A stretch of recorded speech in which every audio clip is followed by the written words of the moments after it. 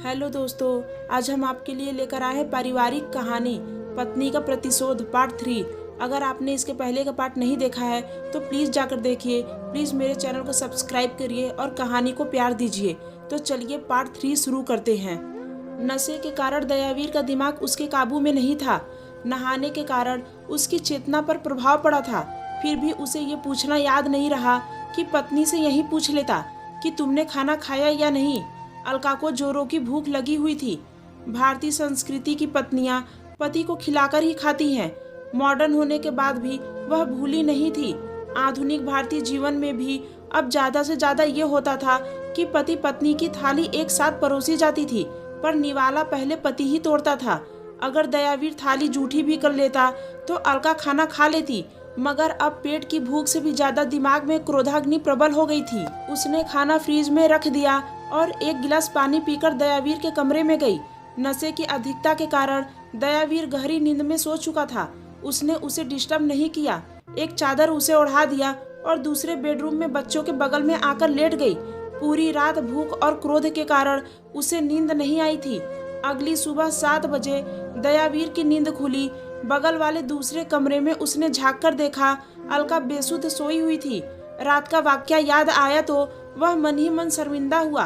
Bathroom गया, fresh हुआ, फिर वापस आकर फिर अलका के बेडरूम में झांका। वह अब भी सो रही थी। भोर में तो उसे नींद आई थी। अलका के चेहरे पर नींद में भी वेदना के भाव थे। दयावीर ने उसे जगाना उचित नहीं समझा। चाय की तलब लग रही थी, इसलिए किचन में गया और गैस पर पानी की पतीली चढ़ाकर दूध की तलाश में उसने फ्रिज खोला। फ्रिज खुला तो सिर्फ दूध ही नहीं बल्कि रात का खाना भी बरामद हुआ। वह बंद डब्बों को खोलकर देखने लगा। रोटी, चावल, दाल और सब्जी अलग अलग डब्बों में बंद पड़े थे। वह समझ गया कि रात में अलका ने खाना भी नहीं खाया था। उसके मन में ग्लानि का भाव पैदा हुआ। वह दूध की पतीली लेकर पलटा ही कि उसकी नजर अलका पर पड़ी।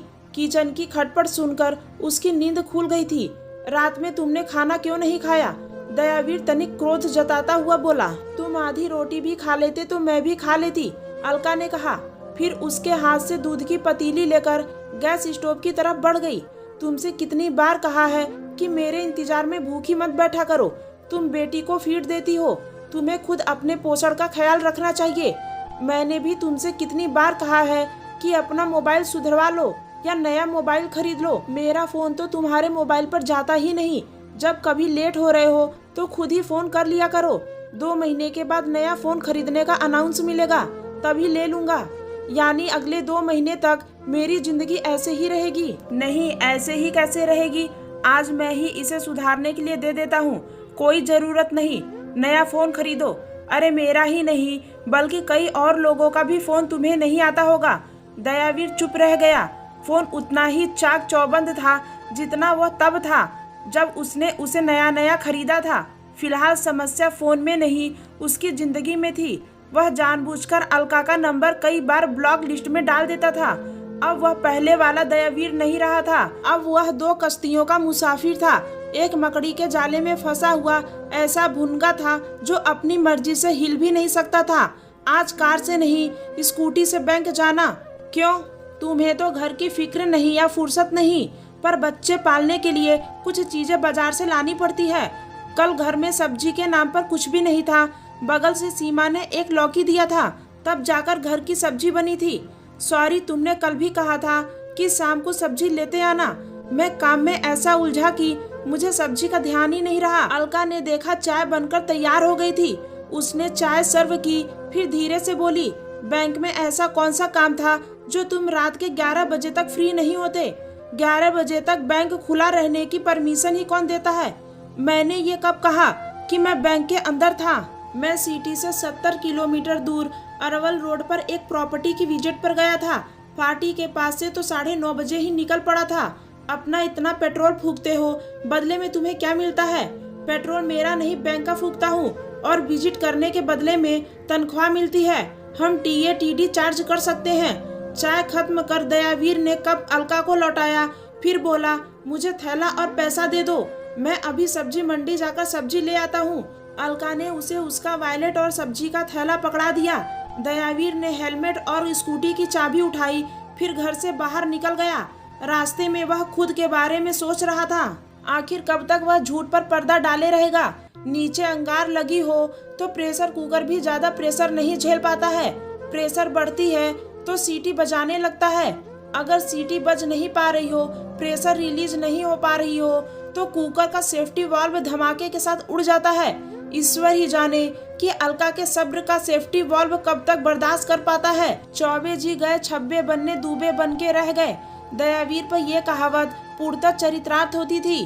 5 महीने पहले की गोवा ट्रिप, जिसे उसने अपने लिए एक बेहतर मौका समझा था, जिंदगी की उपलब्धि माना था, आज उसके लिए जी का जंजाल बन गया था। नौकरी के शुरुआती सालों में उसने अपने बहुत से शौक पूरे किए थे, मसलन बढ़िया लैपटॉप, बढ़िया मोबाइल और एक निकॉन का बहुत ही महंगा कैमरा भी, दूसरी और भी बहुत सी चीजें जिसकी हसरत तो उसके दिल में बरसों से थी।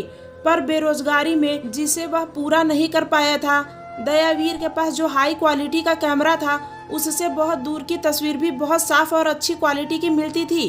गोवा प्रवास के दौरान दयावीर उस कैमरे को अपनी गर्दन में लटकाकर बेटे आयुष के साथ बीच पर घूम रहा था और दूरबीन की तरह कैमरे के व्यू फाइंडर का उपयोग कर रहा था। बेटे ने अपनी गर्दन में एक खिलौना टाइप का दूरबीन लटका रहा था। दयावीर ने अपने 4 साल की बेटे की कई तस्वीर उतारी थी। बीच बीच में वह व्यू फाइंडर से समुद्र की लहरों की ओर भी झांक ले रहा था। तभी दयावीर हैरान रह गया था। अभी सुबह के 8 बज रहे थे और समुद्र की लहरों के बीच कुछ युवक युवतियां सर्फ बोट के सहारे सर्फिंग का आनंद ले रहे थे। उन्हीं में से एक 2 पीस बिकनी में चीफ मैनेजर सौम्या अपने दिल्ली निवासी एक पुरुष मित्र के साथ समुद्र की लहरों के बीच सर्फिंग कर रही थी। फिर तो दयावीर कैमरामैन बन गया था। उसने कई फोटो क्लिक किए, वीडियो शूट किया। बाद में उसने दोनों को पानी में किलोल करते देखा। दोनों एक दूसरे के ऊपर पानी के छींटे उड़ा रहे थे, पानी के बीच अटखेलियां कर रहे थे। सौम्या के स्वेच्छाचार के बारे में उसे थोड़ी बहुत जानकारी थी, पर अब वह खुद चश्मदीद गवाह था। सबूत के तौर पर दयावीर ने सौम्या और उसके उस पुरुष मित्र के दर्जनों फोटो क्लिक कर लिए थे, लंबे लंबे वीडियो बना लिए थे। अब उसके पास एक ऐसा ब्रह्मास्त्र था जिसका उपयोग वह अपने गाढ़े वक्त पर अपने हित में कभी भी कर सकता था। उसकी इमीडिएट बॉस की कमजोर नस अब उसके कब्जे में थी। इन तस्वीरों के बारे में उसने अलका को भी नहीं बताया था। होटल में जाने के बाद उसने पहला काम ये किया कि कैमरे की मेमोरी चिप बदल दी और चिप को अपने सूटकेस में सुरक्षित रख दिया था। अभी उन्हें गोवा से लौटे महीना भर ही हुए थे कि अलका के मायके से एक हृदय विदारक खबर आ गई थी। उसके पिता जगदीश सिंह को भोर के समय हार्ट अटैक आ गया था, जिसमें उनके बचने की संभावना 50-50 ही थी। फिलहाल वे उदयपुर के एक बड़े अस्पताल के आईसीयू में एडमिट थे। अलका की मां गीता सिंह ने अलका को दामाद के साथ फौरन उदयपुर बुलाया था। बेचारी ढंग से बोल भी नहीं पा रही थी, थोड़ा बोलती थी और ज्यादा रोती थी। जिस समय अलका को फोन आया उस समय घड़ी में 6 बज रहे थे। पति पत्नी और दोनों बच्चे उस समय सो ही रहे थे। माँ का रोना सुनकर खुद अलका रोने लगी थी। उसका रोना सुनकर ही दयावीर की नींद खुली थी। मामले को समझकर दयावीर ने चीफ मैनेजर सौम्या मिश्रा को फोन लगाया। उधर फोन बजता रहा था पर कोई फोन नहीं उठाया गया। क्या करूं, पता नहीं कब तक सोती रहती है, दयावीर भुनभुनाया। उसके बाद के सेकंड कमांड ऑफिसर को फोन लगाओ, अलका बेचैन स्वर में बोली। दयावीर ने नेक्स्ट कमांड से बात की। उधर से बताया गया कि मिश्रा मैम तो 6 से 7 बजे तक योगा करती हैं, 7 से 8 तक दूसरे एक्सरसाइज करती हैं, फिर कुछ और एक्टिविटी करती हैं। अगर अर्जेंट छुट्टी की जरूरत है तो डायरेक्ट उनके बंगले पर पहुंच जाओ। साथ ही ये भी बताया गया कि ब्रांच में कल से ऑडिट होने वाला है। एक ऑफिसर ऑलरेडी छुट्टी पर है, मैम ने उसकी भी छुट्टी कैंसिल कर उसे ड्यूटी पर बुलाया है। अगर उसे ड्यूटी पर बुलाकर तुम्हें छुट्टी दे गई तो ब्रांच में बहुत हंगामा मचेगा। दयावीर ने धीरे से फोन काट दिया। अलका ने उत्सुकता से दयावीर की ओर देखा। तुम यात्रा की तैयारी करो, बच्चे का दूध, नैपी, कपड़े, सेरेलेक्स, बिस्किट जैसी चीजें पैक कर लो। अपने और मेरे कपड़े, टूथब्रश जैसी चीजें भी ले लो। मैं मैडम के बंगले से होकर आता हूँ। अगर छुट्टी नहीं मिली तो छुट्टी ही तो नहीं मिलेगी, कोई रस्सी से बांधकर कैद तो नहीं कर लेगी। अब मैं सोच रहा हूँ कि हम अपनी ही कार से चलते हैं। वहाँ उदयपुर में भी अपनी गाड़ी की जरूरत पड़ेगी। वहाँ पर गाड़ी है, फिर भी अपनी ही गाड़ी से चलेंगे। ट्रेन या बस का टिकट भी कौन सा आसानी से मिल जाता है। अपनी गाड़ी रहेगी तो अपने हिसाब से जाएंगे। जहां मर्जी होगी वहां रुक भी जाएंगे। 7:15 बजे दयावीर सिंह चीफ मैनेजर सौम्या मिश्रा के बंगले पर पहुंचा। वह 2 मंजिला इमारत थी। एक मेड ने दरवाजा खोला, उसे सोफे पर बिठाया, पानी का गिलास पेश किया, फिर अंदर मैम को खबर करने गई। 5 मिनट के बाद जब वापस आई तो बोली, मैम अभी वर्कआउट कर रही हैं, पूछ रही हैं कि क्या काम है। दयावीर ने मेड से एक कागज का टुकड़ा और पेन मांगा, फिर कारण सहित उस पर 10 दिन की छुट्टी का आवेदन लिखकर दे दिया। इस बार जब मेड वापस आई तो उसने दयावीर को ऊपर एक कमरे में छोड़ दिया। वह कमरा किसी जिम की तरह एक्सरसाइज से सुसज्जित था। सौम्या के हाथ में दयावीर का भेजा आवेदन पत्र था और इस समय वह एक एयर बाइक पर बैठी हुई थी। ताबड़तोड़ पेडल मार रही थी, जिसके कारण पेडल से अटैच हैंडल बार बार सौम्या की ओर तेजी से लपक रहा था। लगता था कि अगर सौम्या जरा सी भी झुकी होती तो हैंडल बार उसके सीने से जा टकराता। सौम्या के शरीर पर स्किन फिट एक्सरसाइज सूट था, जिसमें उसके शरीर का हर अंग साफ साफ नुमाया हो रहा था। तो ये राज था मैम के हुस्नो जलाल का। 2-2 घंटे वर्कआउट करने के बाद भी मनचाहा शारीरिक आकृति न हो तो फिर कब हो। मिस्टर सिंह, आपको मालूम है ना कि कल से ऑडिट शुरू होने वाला है। मैम, मेरे घर ट्रेजेडी हो गई है, मेरा जाना जरूरी है। जरूरी है क्यों? आप डॉक्टर हो, जो आप पेशेंट के पास नहीं पहुंचोगे तो सर्जरी नहीं होगी। मैम, मुझे वाइफ को लेकर फौरन उदयपुर जाना होगा। वाइफ डॉक्टर है? नहीं, पर इलाज के दौरान सिर्फ डॉक्टर ही मददगार नहीं होता, घर के सदस्य भी जरूरी होते हैं, और कुछ नहीं भी तो अटेंडेंस का काम तो कर ही सकते हैं। ऐसी बात है तो वाइफ को ट्रेन या बस में बिठा दो। मैम, साथ में 2 छोटे छोटे बच्चे भी हैं। बस या ट्रेन में इतनी जल्दी टिकट मिले या नहीं, मैं अपनी गाड़ी से जाना चाहता हूँ। जयपुर से उदयपुर लगभग 400 किलोमीटर दूर है। तुम्हारे पास कार भी है, खुद ड्राइवर बनने के बजाय एक ड्राइवर हायर करो और वाइफ और बच्चों को उदयपुर जाने दो। ऑडिट हो जाने पर खुद उदयपुर चले जाना। मैम, आप समझ नहीं रही हैं कि मेरा जाना बहुत जरूरी है। समझ तुम नहीं रहे हो बैंक में ऑडिट का मतलब क्या होता है। मैं अगर बिना बताए चला गया या सिक रिपोर्ट कर दी तब। इस हैंड रिटेन एप्लीकेशन की मौजूदगी में चीफ मैनेजर सौम्या मिश्रा हैरानी से बोली, मिस्टर सिंह, तुम गलती से भी ऐसा मत करना, नहीं तो यकीन मानो अगला हार्ट अटैक तुम्हें आ जाएगा। मैम, आप अपने पावर का दुरुपयोग कर रही हैं। मैं जीने के लिए नौकरी करता हूँ, न कि नौकरी करने के लिए जी रहा हूँ। बैंक में काम करने वाले कई हैं, जबकि मेरी फैमिली के लिए सिर्फ मैं हूँ। सौम्या मिश्रा ने एक गहरी सांस ली, फिर एक निगाह दयावीर के चेहरे पर डालकर बोली, वैसे तो मैं भी एक एम्प्लॉय ही हूँ, पर कायदे की एक बात मुझसे भी सुन लो। बैंक ने तुम्हें नौकरी तुम्हारा घर चलाने के लिए नहीं दी है, बल्कि बैंक का काम सुचारू रूप से चलता रहे इसके लिए दी है।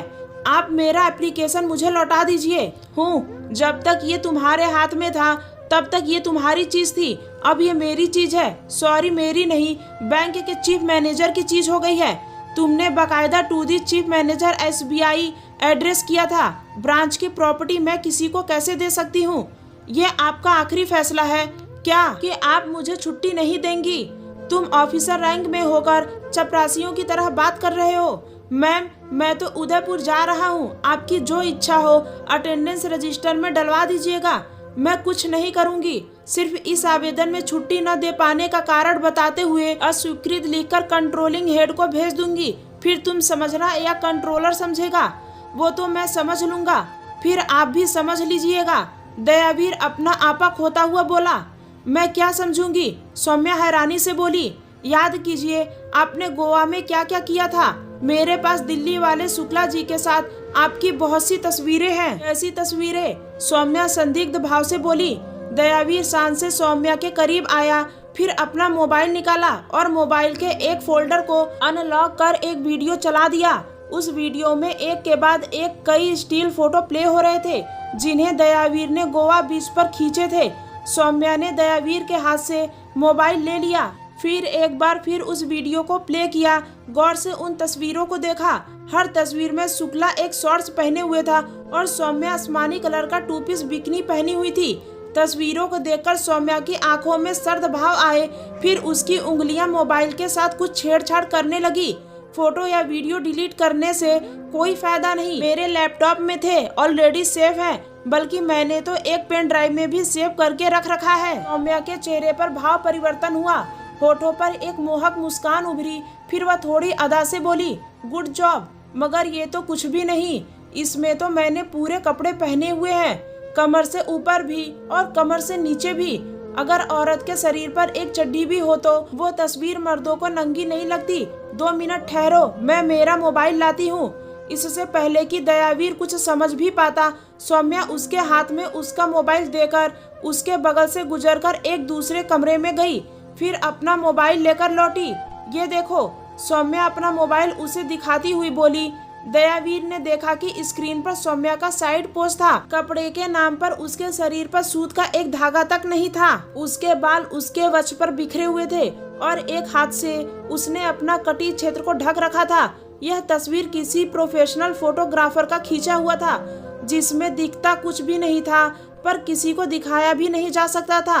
और वह एक के बाद एक उसी अंदाज में कई तस्वीरें उसे दिखाने लगी। दयावीर विस्मित था। उसकी हालत ऐसी हो गई थी मानो उन तस्वीरों में सौम्या नग्न नहीं थी, बल्कि चौराहे पर वह जलील हो गया था।